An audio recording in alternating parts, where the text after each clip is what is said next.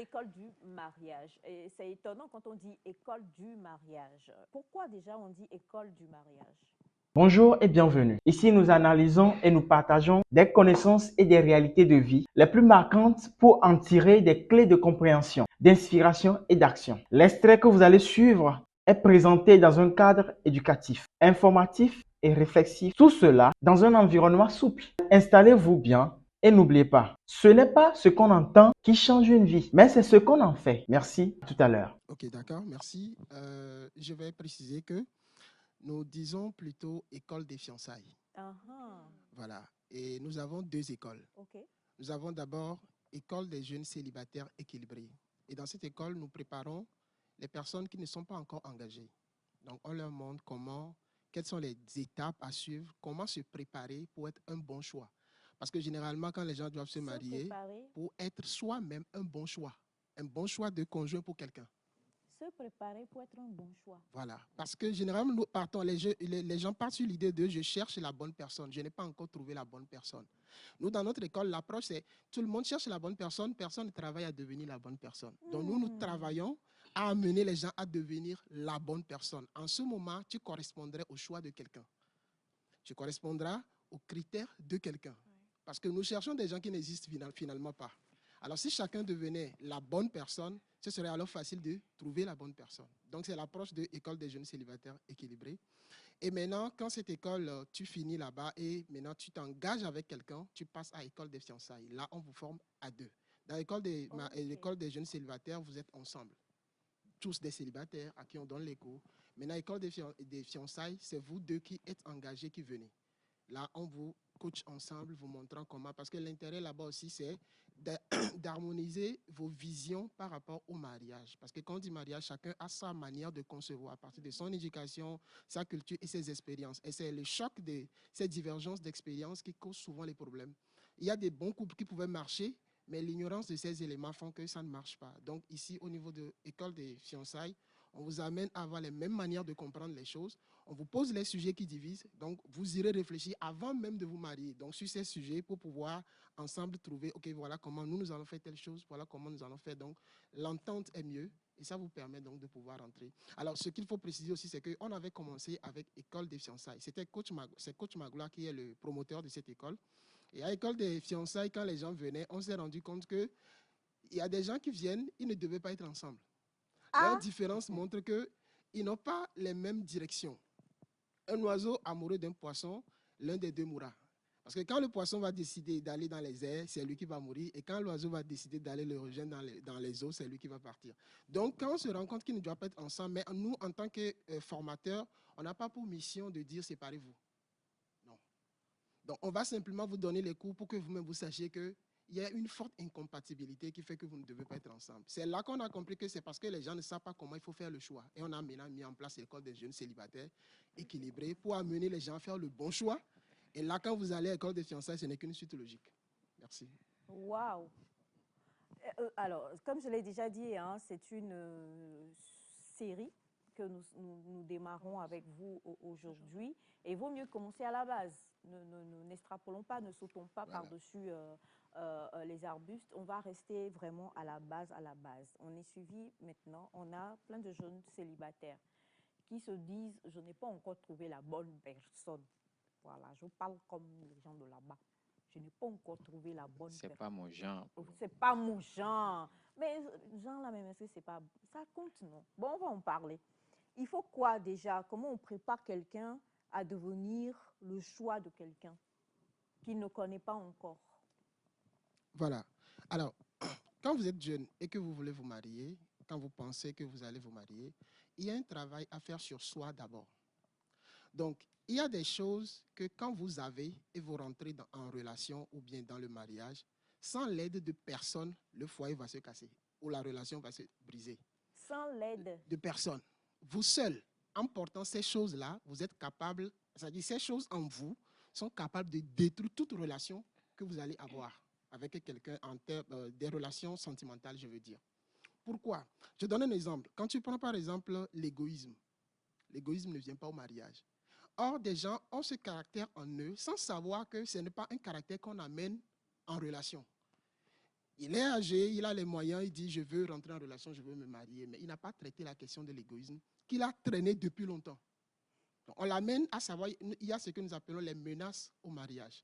Donc, il y a l'égoïsme, il y a la question que ce que nous appelons par exemple 50-50. C'est-à-dire que tu me fais du bien, je te fais du bien, tu ne me fais pas du bien, je ne te fais pas du bien. On peut l'utiliser dans les amitiés, mais on ne l'utilise pas dans les relations pour le mariage. Si on ne vous le dit pas, vous allez l'avoir parce que vous avez toujours... Non, on ne se venge pas.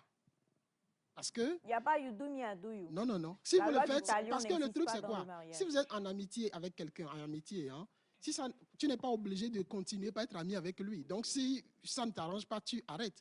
Mais quand nous parlons de mariage, nous parlons d'un engagement beaucoup plus profond et plus sérieux, où personne ne se marie avec l'idée de « je vais me séparer plus tard ». Claire. Donc, il faut mettre les éléments de base qui ne vous permettent pas de vous séparer. Et que si séparation il y aurait, ce soit vraiment une circonstance extraordinaire. Sinon, les éléments ordinaires, par exemple, on ne peut pas être en couple sans qu'il y ait conflit entre nous. C'est normal. Maintenant, si on ne vous enseigne pas comment on gère les conflits et que vous êtes quelqu'un, quand vous vous fâchez quand vous êtes en conflit avec quelqu'un là, c'est qu'on ne peut pas vous calmer. C'est parti pour des années. Ça ne vient pas au mariage. Il faut qu'on vous l'enseigne. Des gens, ce n'est pas ignorance. Des gens, c'est parce qu'ils ont ce que nous appelons les blessures émotionnelles. Non traitées, non guéries. Ils prennent ça, ils viennent. C'est des bonnes personnes, mais les expériences du passé qui ont détruit, enfin, qui ont blessé des choses dans leur âme, dans leurs émotions, font qu'ils ne sont pas des bons candidats au mariage. Au cours de la formation, nous avons 3 modules. Module 1, nous enseignons les fondamentaux du mariage. Qu'est-ce qu'il faut savoir pour se marier?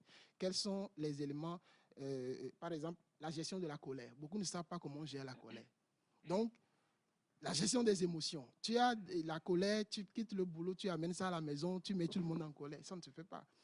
On doit t'enseigner comment on gère la colère. Comme ça, tu comprends que ce n'est pas parce que tu es en colère que tu dois mettre l'autre mal à l'aise. Tu gères ta colère. On doit t'enseigner cela. Quand tu viens, tu sais que l'autre n'est pas ton ennemi, même si vous ne vous entendez pas. Vous êtes dans le même bateau. Si ça chavire, vous tous, vous allez couler.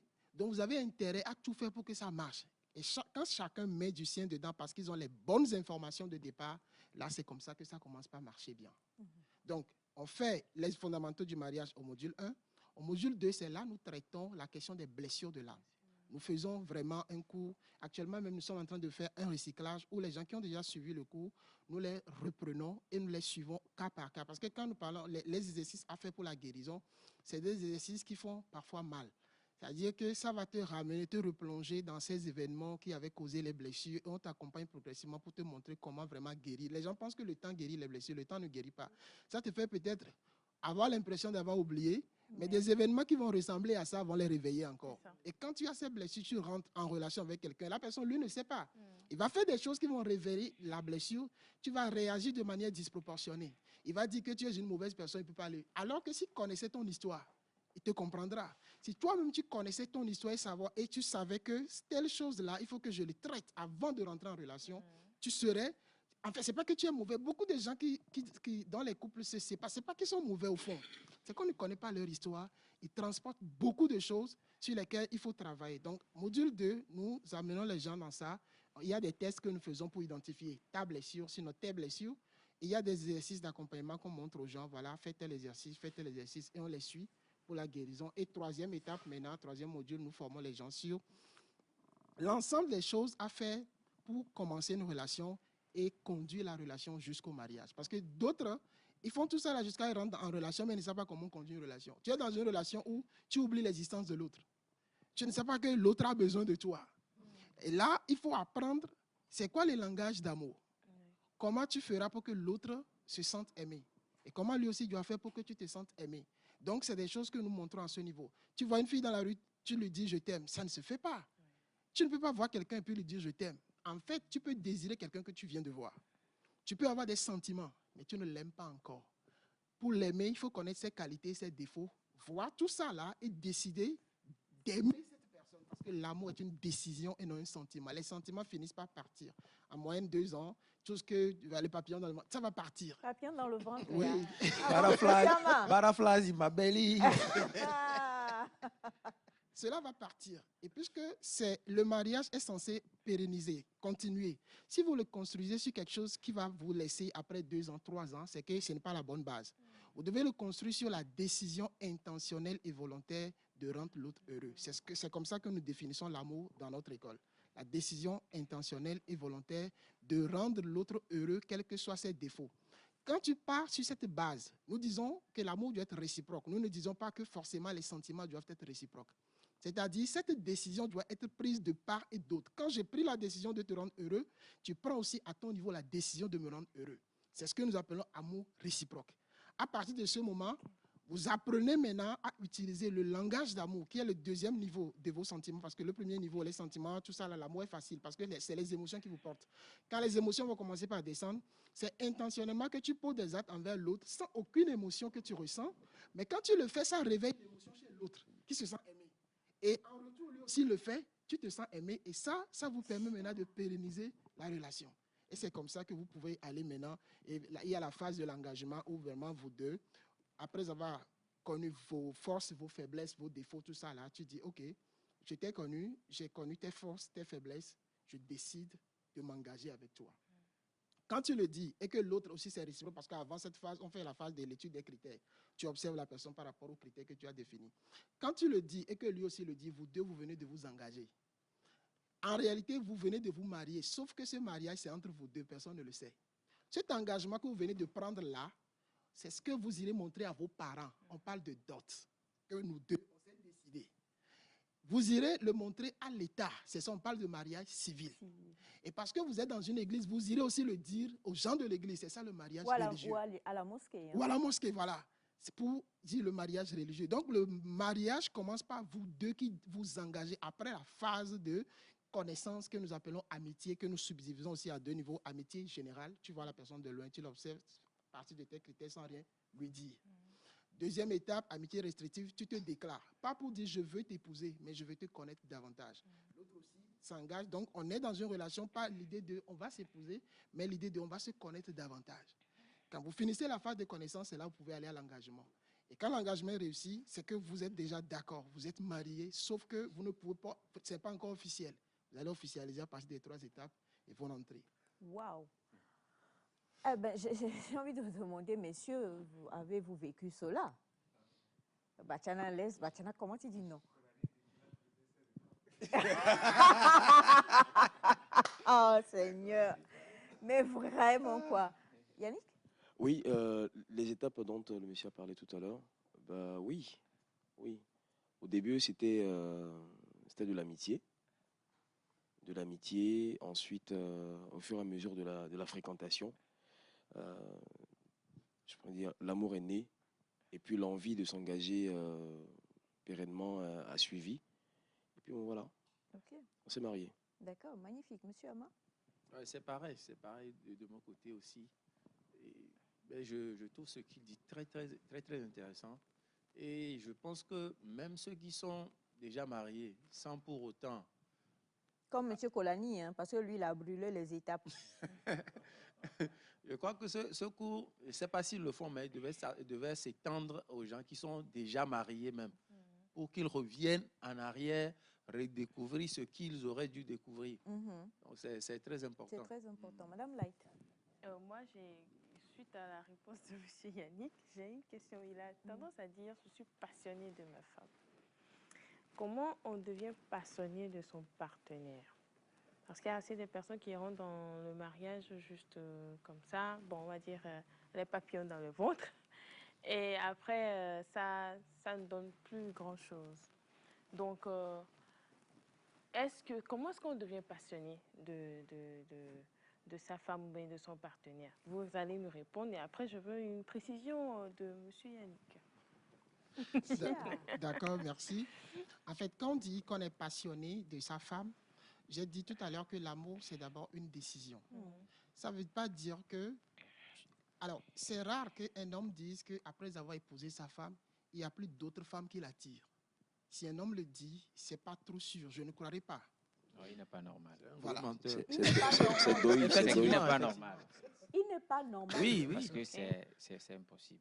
Voilà. Mais pourquoi? C'est impossible. C'est Donc, presque inné. la question que je vais poser, c'est donc c'est rare pour un homme grand H ou bien un homme petit H? Petit H. Petite tâche. Qui a dit petit H? Tous. Tous, hein? Donc, par contre, est-ce que c'est rare aussi pour une femme de dire que depuis qu'elle est mariée, Non, non, non, c'est pas rare pour la femme. Parce que généralement, le cœur de la femme le cœur de la femme peut s'attacher à un seul homme toute sa vie. alors que l'homme, non. Alors que l'homme, je ne sais pas si c'est probablement inné, dans le sens où... Alors, ça m'amène à préciser ceci. Vous savez, il y a une silhouette de femme, pour tout homme, hein, il y a une silhouette de femme avec des caractéristiques physiques et émotionnelles, tout ça là, qui correspondent à ton goût. Et chaque temps que tu verras une femme qui va répondre à ça, ça va susciter des envies chez toi. Mais des fois, nous recevons des messages ici où les gens ont comment on dit, un critère donné, et, ou en tout cas leurs femmes, ou les dames, ou je ne sais pas comment je veux le dire, les personnes avec lesquelles ces personnes Se marient. trompent leur conjointe ou partenaire ou épouse, sont totalement l'opposé. Oui, c'est ce que je veux dire. Quand j'ai parlé des silhouettes, il n'y a pas que le physique. Il y a plein de choses dedans. Tu peux voir quelqu'un, c'est le physique qui t'intéresse. Quelqu'un d'autre, c'est juste sa voix. Quelqu'un d'autre, c'est juste sa démarche. Donc, c'est des choses éparpillées. Que tu peux trouver ici, c'est lui, sa morphologie ne t'intéresse pas, mais sa voix te séduit. Une autre personne, c'est juste sa démarche qui te séduit. Une autre personne, c'est son intelligence qui te séduit.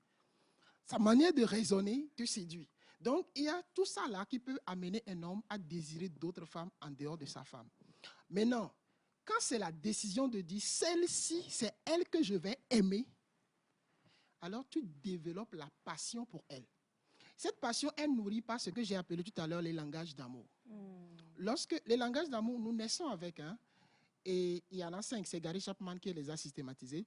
Lorsque, par exemple, quelqu'un a les paroles valorisantes comme langage d'amour, fille comme garçon, quand vous lui donnez des paroles valorisantes, tu es belle, tu es ceci, ça ouvre son cœur. Elle ronronne comme Maintenant, un quand chat. tu as une femme qui maîtrise ton langage d'amour et qui te le parle tout le temps, facilement, tu seras passionné d'elle. C'est comme ça aussi qu'il y a des choses que tu aimes. Parce qu'avant d'épouser quelqu'un, tu as aimé quelque chose en elle. Quand elle identifie ça et la cultive régulièrement, ça suscite et fait grandir véritablement ton amour. Il y a des gens, ils sont entrepreneurs et ils voulaient une femme vraiment qui va les aider dans l'entrepreneuriat. Et c'est pour ça qu'ils ont épousé la femme là. Et la femme là joue parfaitement ce rôle-là. Tout le temps, ce monsieur sera passionné d'elle parce que c'est que... Mais je ne peux pas réussir à atteindre mes objectifs sans elle. Il peut désirer d'autres femmes. Mais celle-là, il ne peut jamais la changer de sa vie. Elle sera, et comme maintenant il a pris la décision de l'aimer, alors toute sa passion sera développée envers celle-là. Il y a quelque chose aussi que je voulais dire, c'est que vous savez, nos choix de goût, tout ça là, généralement, on nous a expliqué en psychologie, ça vient de l'enfance. Quand ta maman, ou bien celle qui t'a gardé dans l'enfance, tu as ressenti de l'amour, le jeune garçon qui va à l'âge de 5 ans développer le complexe de l'Oedipe, il veut épouser sa maman, et à partir de 7 ans, en allant, tous les instincts sexuels s'éteignent, qui se réveillent à la puberté avec la conscience de l'inceste. Et à partir de ce moment, il va à la recherche de sa maman. Donc, généralement, les femmes qui vont ressembler à sa maman, il va les désirer. Donc, c'est comme ça que ça se construit. Donc, la question posée sur la passion, voilà comment ça se fait. Donc, c'est pourquoi nous disons que la relation se construit. Maintenant, il y a des femmes qui, après le mariage, dont l'objectif est le mariage. Donc, après le mariage, l'objectif est atteint, il n'y a plus rien à faire. C'est là qu'elles abandonnent, elles ne se font plus désirer par leur mari, tout ça là. Et là, finalement, ça rend la chose difficile parce qu'elle n'a pas compris ce pourquoi elle était là. Alors, monsieur Abraham, quelqu'un a demandé, mais cette école, est-ce qu'elle ne concerne que les célibataires et les célibataires avec enfants? Alors, Non, elle concerne tout le monde. Pour preuve, celle qu'on vient de terminer, il y a 2 couples qui viennent pour suivre. Parce qu'ils se sont rendus compte qu'il y a des choses qu'ils doivent connaître, qui sont des basiques pour le mariage. Vous savez, le mariage, c'est une collaboration. Aujourd'hui, vous allez voir une entreprise pour le management des personnes, les ressources humaines. Les gens vont suivre des formations pour bien le faire. Alors qu'au couple, le management, c'est chaque jour. Et on se rend compte que c'est quelque chose qu'on ne prend pas à cœur. On ne suit pas des formations, on ne se forme pas. Alors que c'est pour toute la vie. Et on est maintenant surpris du fait que les problèmes viennent, on n'arrive pas à les régler. Mais aller à la recherche de l'information. Donc, il y a des couples qui viennent pour apprendre pour eux-mêmes et également pour ceux qui sont autour d'eux, pour pouvoir leur enseigner comment est-ce que ça se passe. ce qui veut dire que, message pour tous ceux qui nous suivent, qui sont en couple depuis belle lurette déjà, il n'est pas tard. Tant que vous avez la volonté d'apprendre. Alors, vous l'avez dit, on comprend que c'est vraiment des étapes et des étapes et des étapes. Lorsque quelqu'un vient, la question posée est comment quelqu'un se détermine à devenir quelqu'un qui... parce que pour beaucoup, souvent, les gens, en tout cas pour 80-90% des témoignages que nous recevons ici sur ce plateau, c'est toujours l'autre qui a fait quelque chose. C'est jamais soit. Voilà, l'échec de ce foyer, l'échec de ce couple, c'est dû à l'autre. Hein. Ça peut être un élément flagrant comme un élément un peu plus insidieux. Hein. Mais toujours que c'est l'autre, quoi. C'est l'autre qui est trop jaloux, trop possessif, trop égoïste, trop ceci, trop cela, trop cela. Alors, comment est-ce qu'avant même de choisir un partenaire, qu'est-ce qu'on fait concrètement? Vous avez parlé des blessures, donc c'est-à-dire qu'on doit passer par une école de guérison des blessures. Mais après ça, si je suis quelqu'un de trop capricieux, quand on dit caprice, on va dans quand je suis quelqu'un de trop capricieux, je suis donc quelqu'un d'égoïste, c'est ça? Si je suis quelqu'un de possessif, est-ce que je suis égoïste? Si je dis je, parce que je ne veux citer personne, je donne un exemple. Si je suis, j'en sais rien. Comment on... Parce que quand on vient, est-ce que je me mets devant les profs, enfin, je sais pas, les orateurs, je dis bonjour, je suis quelqu'un qui menace, parce que elle me menace tout le temps. Je suis quelqu'un qui menace tout le temps. Je suis ici. Comment on fait en fait pour se mettre vraiment à l'apanage de la personne qu'on veut rencontrer, ou bien qu'on veut épouser? Pour se stabiliser. Ok. Bon, déjà, un égoïste, je vous explique de façon très claire, c'est quelqu'un qui, quand son intérêt n'est pas pris en compte, il se met à l'écart, soit il prie au fond de lui que les choses se gâtent. CP1 de la C'est comme sorcellerie. ça. C'est un égoïste. Quand c'est pas lui, c'est que ça ne marche pas. Non, mais là, c'est grave. Oui. C'est quelqu'un qui ne pense qu'à lui. Qui ne pense qu'à lui. Et par rapport à la question telle que vous l'avez posée, vous savez, des gens viennent à l'école au départ, parce qu'ils ont eu des gourmets aussi, et ils pensaient que c'est l'autre qui a fait que ça n'a pas marché. Quand nous faisons les premiers cours, parce qu'à la fin des premiers cours, par exemple, sur les menaces au mariage, quand on cite les menaces, nous les décrivons. Nous décrivons l'attitude. Quand tu as ceci, voici le comportement, comment l'attitude, etc. Et quand on finit, on présente un petit test pour que chacun voit quelles sont les choses de ces éléments-là qui se trouvent chez toi. C'est là que beaucoup se rendent compte dès le départ que, si la relation n'avait pas marché, j'en suis aussi pour quelque chose. Donc ça amène les gens à se rendre compte que, eux-mêmes aussi, ils ont participé au fait que ça n'a pas marché. Et donc, les premiers exercices à partir de ce cours, c'est de dire, si vous avez identifié ces choses chez vous, commencez par travailler dessus. Parce que quand vous l'avez, ça ne marchera pas. Quelles que soient les relations que vous pouvez être avec une très bonne personne, ça ne marchera pas. Parce que la bonne personne aussi, pour être une bonne personne, c'est très exigeant. Parce que tu dois travailler sur toi. Par exemple, je dis, quelqu'un qui travaille à ne pas mentir. Monsieur Ama, pour vous là, c'est bien, vous allez réussir. Quelqu'un qui travaille sur lui pour ne pas mentir. Ok? Pour faire ce travail, ce n'est pas facile. Oui. Quand tu finis par le réussir, quand tu es en face d'un menteur, facilement tu le sais. Il y a preaching. Donc, celui qui travaille sur lui, comme nous sommes en train de dire dans notre école, ceux qui travaillent sur eux pour devenir bonnes personnes, ils ont une chance, quand ils sont avec une mauvaise personne en relation, très vite dès le début de savoir que lui, là, ce n'est pas une bonne personne. Parce que des choses qu'ils ont corrigées chez eux, ils se rendent compte très vite que la personne ne continue pas à traîner certaines choses. Des gens rentrent dans les relations qui se terminent par mauvais facilement parce qu'eux-mêmes, ils sont mauvais. Ils ont des choses, et quand vous avez des intérêts communs pour mentir, vous allez le faire, et vous deux, vous allez dire que vous êtes complices. Attendez, des intérêts communs. C'est grave. Voilà. Des intérêts communs pour mentir. Pour mentir, et vous serez en relation, vous allez mentir, et vous deux, vous allez rire. Maintenant, vous allez dire que vous êtes complices. Ce qui va se passer, c'est qu'un jour dans leur relation, vos intérêts seront divergents. Oui. Dans cette capacité à pouvoir mentir que vous deux, vous avez conservé là, chacun va se méfier de l'autre. Waouh. Donc, devenir la bonne personne nous aide nous-mêmes à facilement rencontrer la bonne personne. Donc, quand tu es avec la mauvaise, tu sais. D'ailleurs, tu auras un standard de vie que beaucoup ne peuvent pas supporter. C'est-à-dire que quand ils viennent dans ta vie, ils se rendent compte qu'ils ne peuvent pas supporter ton standard. Donc, ce n'est pas toi qui les fais partie, c'est eux-mêmes qui savent qu'ils ne peuvent pas t'approcher. Ce standard fait que les gens qui ont ce standard facilement rentrent dans ton cercle d'amitié. Donc, parfois, quand certains disent que j'ai rencontré quelqu'un qui fait, je dis, mais où est-ce que tu arrives à rencontrer tes gens? Ça veut dire que toi-même, tu as des choses qui attirent ce type de personnes. Sinon, si tu travailles sur toi, il y a certains types de personnes, elles-mêmes ne se sentiront pas à l'aise de rentrer dans ton environnement. Ça ne leur fera pas du bien. Donc, le travail sur soi, là, fait que tu rentres dans les environnements où les gens qui ont les mêmes manières de fonctionner, tu les attires. Je dis, quand tu deviens le bon choix, c'est en ce moment que le véritable choix se fait. Parce que quand tu n'es pas le bon choix là, c'est que tu finis par faire un choix par défaut. C'est-à-dire que comme beaucoup ne viennent pas, celui qui vient finalement, c'est avec lui, tu t'accroches. On fait comment? Alors que si tu travailles sur toi, les bonnes choses, tout le monde cherche ça. Hein. Quand tu fais un bon travail sur toi, femme comme homme là, tu seras désiré. C'est-à-dire que même les gens qui ne sont pas bien là, ils te veulent quand même. Parce que tu dégages des bonnes choses. Claire. Sauf qu'ils se rendent compte qu'ils ne peuvent pas être dans ton environnement. Wow. Donc, c'est ça l'intérêt de faire le travail. Toujours dans la réponse à votre question, je dis souvent aux jeunes filles qui viennent dans notre formation que les garçons que vous trouvez ici, il y a quand même un pourcentage d'humilité qu'on doit leur reconnaître. Parce qu'un masculin, par nature, n'accepte pas d'apprendre sur les questions du mariage. Ils se disent, bon, écoutez, eux, là, ils vont nous enseigner quoi sur le mariage. Nous-mêmes, on sait comment on peut gérer les relations. Et c'est là, ça se casse. Souvent, dans nos cours, il y a plus de femmes qui viennent que de garçons, que d'hommes. Donc, quand les garçons viennent, c'est des garçons, vous allez comprendre que réellement, ils veulent que ça marche. Et là, eux, ils viennent. Donc, pour venir, il faut une bonne dose d'humilité. Je veux parler là des masculins, une dose d'humilité pour comprendre que oui, c'est vrai, j'ai fait des choses, mais ce n'est pas sûr que je connais. Je peux apprendre.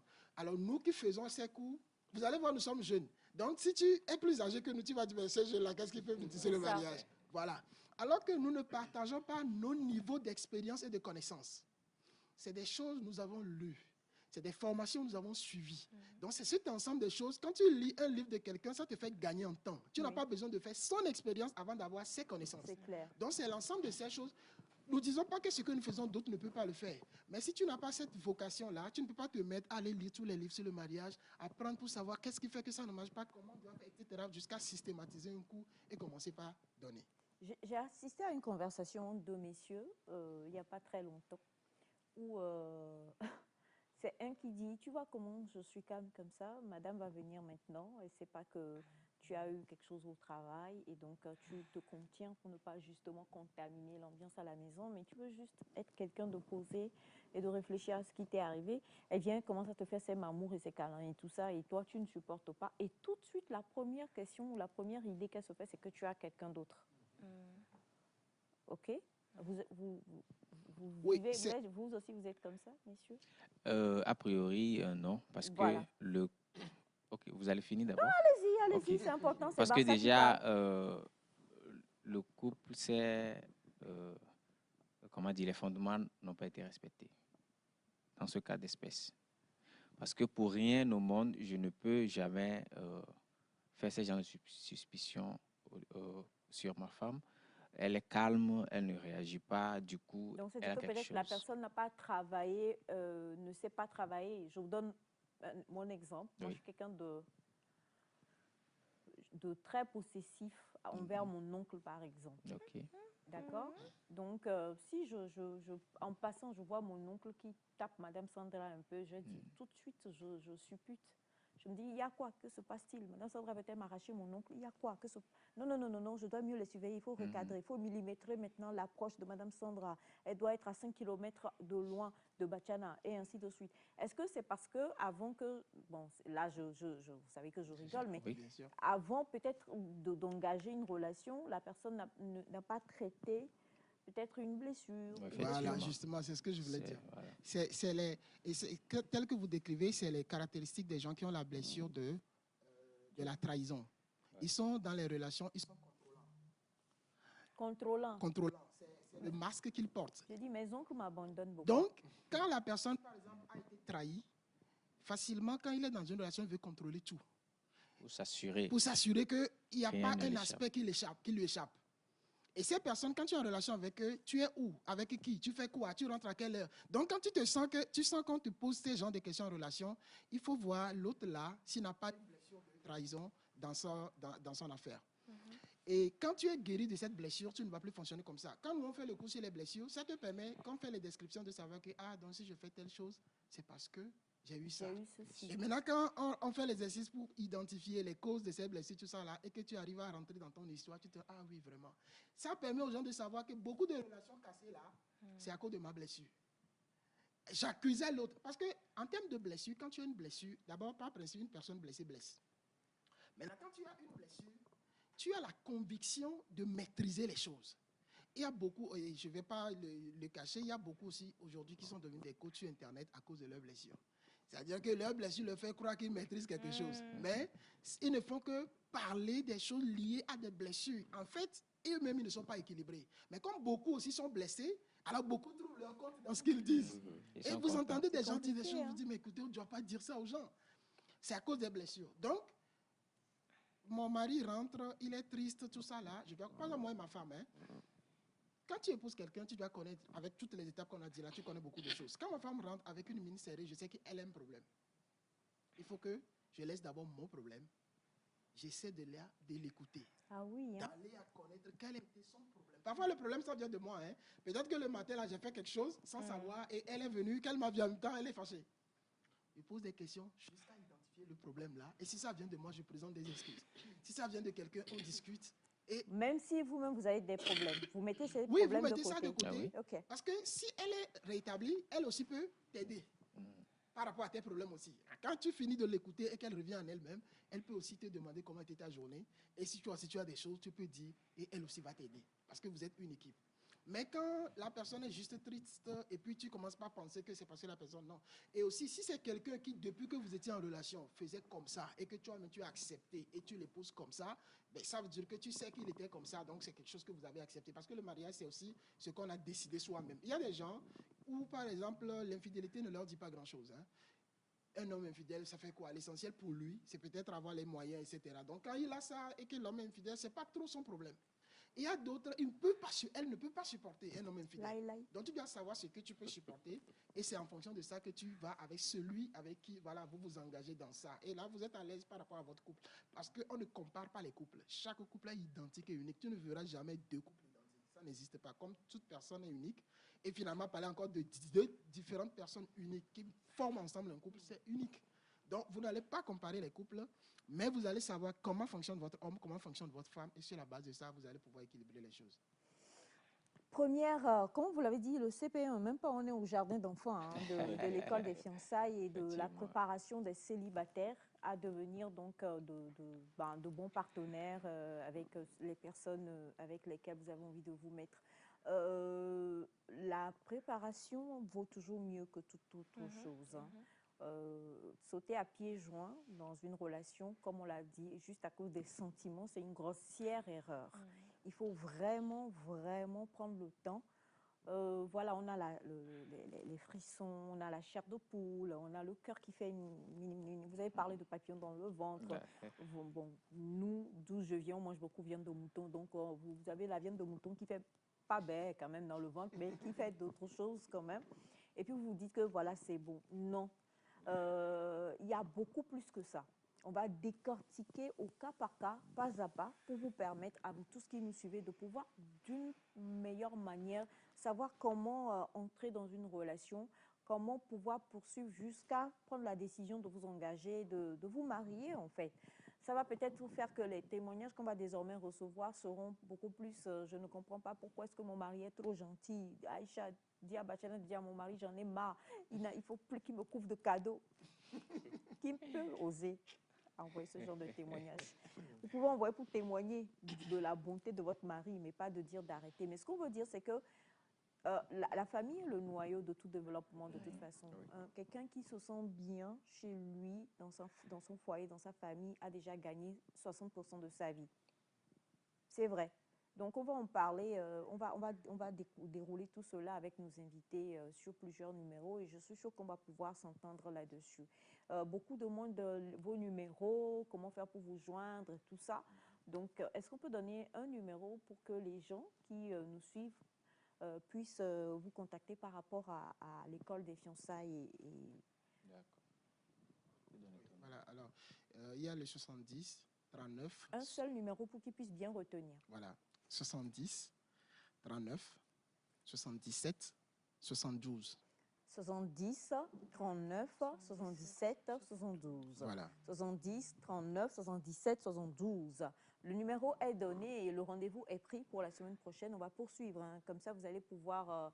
on va les laisser d'abord décrypter. Ensuite, ils répondront à vos questions. J'ai pas envie tout de suite qu'on commence par vous bombarder des questions des téléspectateurs parce qu'on est en train d'apprendre beaucoup de choses grâce à vous sur ce plateau-là. Et je tiens à vous dire que M. Abraham, il soutient le Barça. C'est pourquoi son foyer va bien. Bien. C'était important de le préciser. De le préciser. Alors, C'est équipe ça. pardon, c'est équipe ça? Non, j'ai rien entendu, ne vous en faites pas. À votre avis, c'est quelle blessure il souffre? Parce que lui-là, il a une grosse blessure. Voilà. Lui-là, il a Ça serait de l'injustice de parce l'injustice. que Barça lui a fait quelque quelque chose. chose. Là, qu'il n'a pas oublié Les jusqu'à quatre présent. petits héros là, c'est ça qui le fait.